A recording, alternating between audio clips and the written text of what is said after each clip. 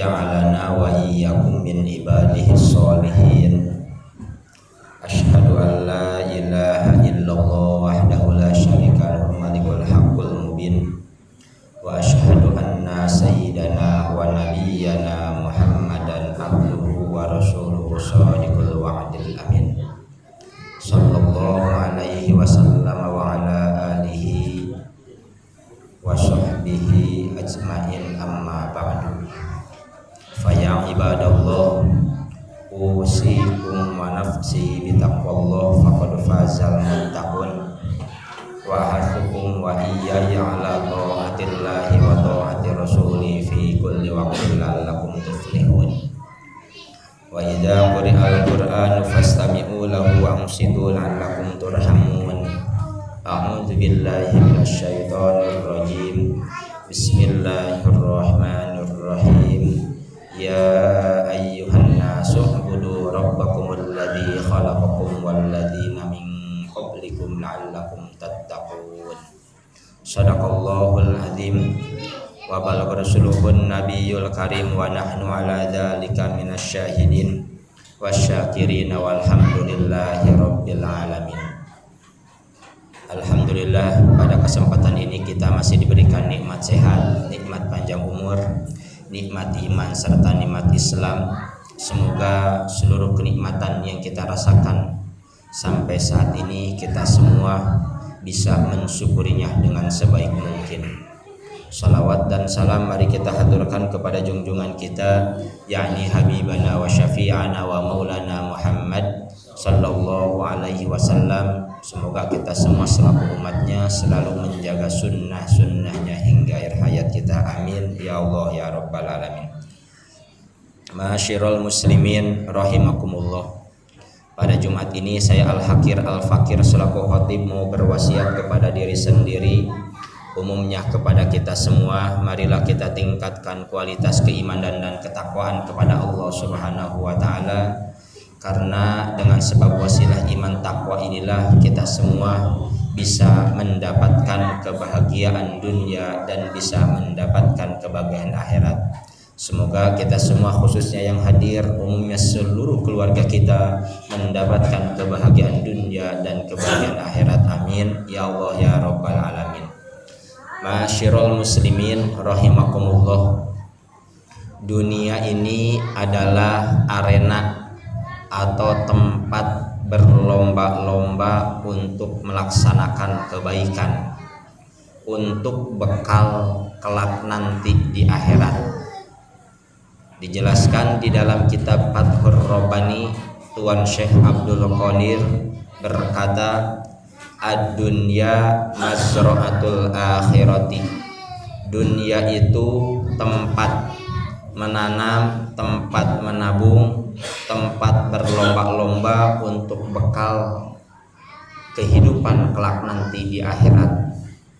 Man zara'a khairan hasoda gobtotan.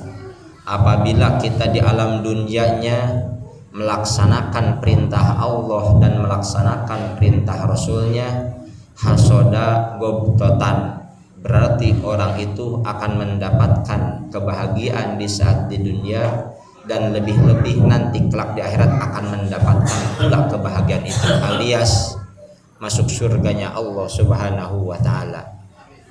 Paman zara'a syarron hasoda nadamatan. Di saat kita di dunianya malas berbuat baik, tidak mau melakukan amal kebaikan, sholat kagak mau, ngaji kagak mau, sedekah kagak mau, melakukan amal yang lain yang baik-baik tidak mau, hasoda nadamatan, harus menanggung resiko. Kita akan merasakan pahitnya, akan merasakan kesedihan hidup di alam dunia, dan lebih-lebih nanti di akhirat tidak akan mendapatkan kebahagiaan, alias tidak akan mendapatkan surganya Allah Subhanahu wa taala, yaitu orang yang tidak melakukan amal kebaikan di saat di dunia, berarti Allah akan masukkan ke nerakanya Allah Subhanahu wa taala. Akan tetapi di dalam kehidupan sehari-hari kita yang namanya dunia ini tempat lomba, pasti ada yang namanya rintangan atau halangan. Setiap perlombaan, Setiap di situ ada lomba berbuat kebaikan, pasti ada rintangan dan halangan. Di alam dunia ini yang disebut rintangan halangan disebut ujian. Untuk apa ujian? Untuk mencari siapa yang akan menjadi pemenangnya, alias siapa yang akan menjadi hambanya Allah Subhanahu wa ta'ala. Apa itu ujian? Ujian itu adalah percobaan atau cobaan berupa kesehatan, berupa sakit, berupa miskin, berupa kaya. Semua ujian. Yang sehat diuji dengan kesehatannya, yang sakit diuji dengan sakitnya, yang kaya diuji dengan kekayaannya, yang miskin diuji dengan kemiskinannya. Berarti dunia ini adalah ujian atau tempat ujian. Tergantung kita. Allah akan mencari siapa orang yang di saat diuji terus lulus, di saat diuji kesenangan, kebahagiaan, atau dia bersyukur atas kenikmatan itu, berarti itu akan menjadi pemenangnya. Dan di saat diuji dengan sakit, diuji dengan miskin, terus ditahan dengan kesabaran, berarti itulah Allah akan mendapatkan, atau kita semua diuji dengan miskin, diuji dengan kita nggak punya apa-apa, diuji dengan sakitnya, terus kita bersabar, berarti itulah orang yang menjadi pemenangnya. Berarti ujian ini tergantung kitanya. Di saat kaya dan sehat, kalau kita bersyukur, berarti itu pemenangnya. Dan di saat dikasih ujian miskin dan sakit, kalau kita bersabar, itulah orang yang pemenangnya. Yang kedua, selain ujian ada musibah. Apa itu musibah? Musibah itu adalah al-imtihanu. Musibah itu adalah salah satu yang diberikan oleh Allah kepada seluruh makhluknya. Musibah itu berupa kebaikan, berupa keburukan. Musibah itu berupa kesulitan atau berupa kemudahan. Tergantung kita sebagai manusia yang berakal, apakah yang diterima kepada kita musibah baik, apakah musibah buruk. Sesuai firman Allah di dalam surat An-Nisa ayat 79, ma asobaka min musibatin hasanatin faminallah wa ma asobaka min sayyiatin famin nafsik. Sudah jelas di dalam ayat itu, kalau kita sebagai orang yang berakal selalu melaksanakan maksiat, di saat ujian itu datang, berarti disebutnya azab. Dan di saat kita orang beriman selalu menjalankan perintah Allah, ujian datang kepada kita, itu disebutnya musibah. Makanya dijelaskan di dalam kitab Mazmu' Arba'a Rasail, Syekh Imam Jaini Dahlan mengatakan, min a'zamil masoibi wa akbahal qobaihi wal ma'ayibi at-tahawuna bis sholati. Musibah yang paling besar yang menimpa diri kita bukan banjir, bukan longsor, bukan tsunami, bukan gempa, tetapi at-tahawuna bis sholati. Dan bahkan yang menyebabkan banjir, longsor, gempa bukan hanya sekadar tangan manusia, tetapi perilaku manusia yang disebut at-tahawuna bis sholati. Salah satunya orang yang selalu meninggalkan sholat 5 waktu.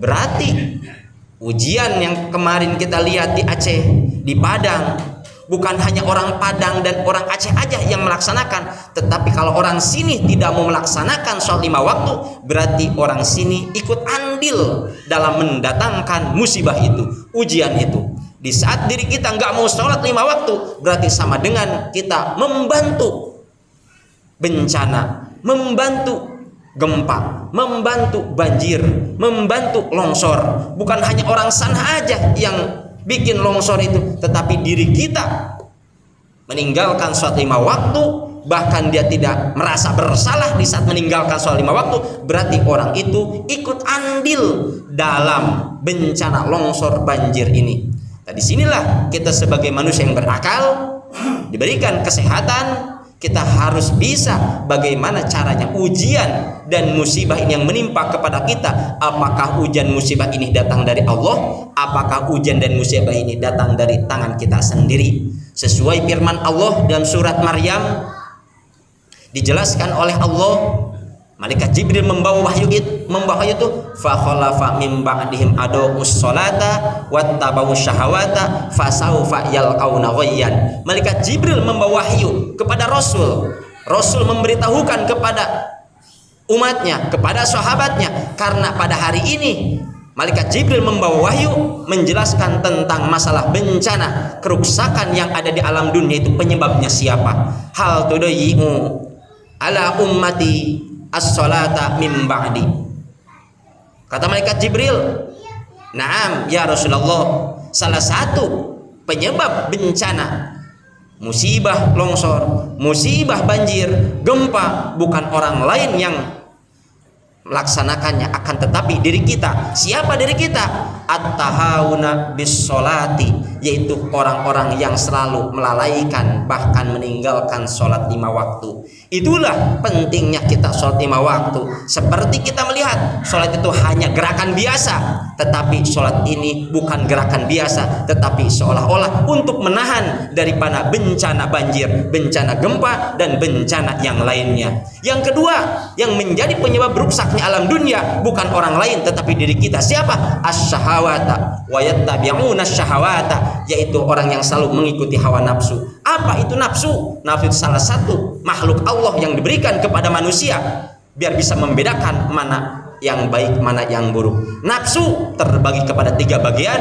Ada nafsu lawwamah, ada nafsu amarah, ada nafsu mutmainnah. Nafsu lawwamah, dalam hati kita ingin berbuat baik, ingin sholat, ingin ngaji, itu nafsu lawwamah. Dan di saat kita ketemu dengan kita mau sholat, mau ngaji, kenapa kita nggak mau sholat, nggak mau ngaji? Ada yang namanya nafsu amarah, orang yang selalu melaksanakan atau tidak mau melakukan kebaikan, itu sebut nafsu amarah. Dan yang ketiga ada nafsu mutmainnah. Di saat kita udah melaksanakan sholat, udah melaksanakan pengajian, dan kita i'tikaf di masjid, ada rasa bahagia, ada rasa tenang, itu yang disebut nafsu mutmainnah. Yang akan menyelamatkan kita di alam akhirat nanti adalah nafsu lawamah dan nafsu mutmainnah. Akan tetapi yang merusak alam dunia ini bukan orang lain aja, salah satunya adalah yang mengikuti hawa nafsu amarah. Biasanya orang yang mengikuti hawa nafsu amarah di saat sholat nggak pernah bahagia, di saat berbuat baik nggak pernah bahagia, tetapi di saat maksiat dia senang, di saat maksiat dia bahagia, di saat judi dia bahagia, di saat sedekah kita ke masjid nggak bahagia, di saat kita nyawer ke artis kita merasakan bahagia. Itulah orang yang selalu melaksanakan nafsu amarah. Orang yang selalu melaksanakan nafsu amarah ini adalah penyebab rusaknya alam dunia ini, penyebab bencana, penyebab banjir, penyebab longsor. Bukan hanya Allah yang mendatangkan, tetapi diri kita. Inilah yang disebut nafsu amarah. Jangan sampai merasuki nafsu amarah ada diri kita. Kenapa? Karena Allah menciptakan nafsu 3. Kita harus cari mana yang kita harus jalankan dan mana yang harus kita jauhi. Apakah nafsu lawamah dan mutmainnah? Apakah nafsu amarah? Yang terakhir, orang yang menyebabkan alam rusak ini, penyebab adanya longsor adalah dinarun khairun min sholatihim. Artinya orang yang diberikan pekerjaan, orang yang diberikan usaha, terus dia tidak mau melaksanakan sholat, lebih penting usaha, lebih penting mencari uang dibandingkan sholat 5 waktu, itulah orang yang selalu orang yang mendatangkan musibah ini.